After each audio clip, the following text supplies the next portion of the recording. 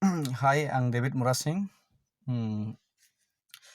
Kaisa awaimung kaina bangai Facebook live ma faimani. Jotoron Tipra Kaham Kok kamo hai.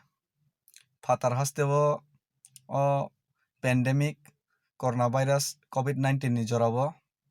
Kabang masini Tipra Hastini Sikla Sikli rok kachajak jongjalo.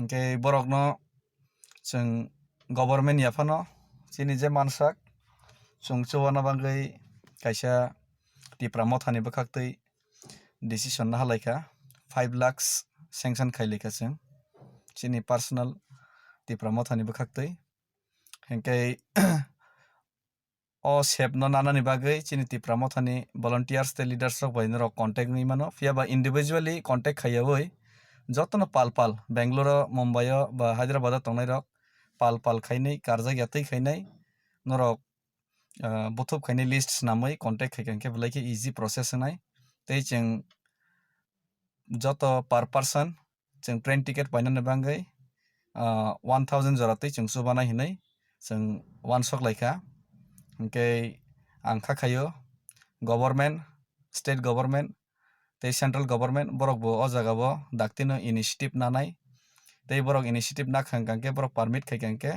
जों o je chubamung no जों chengui rwnai hingke obono sanani bagui no chikisa o je live Facebook live ma faimani jotono no hambai khulumkha bubagra egloktung Tipra Motha egloktung norok jotono kaham kwrung kifili mantong tei coronavirus ni je mohamari situation hamya abo daktino katiwui teisa sal kaham kifili faitong. Thank you.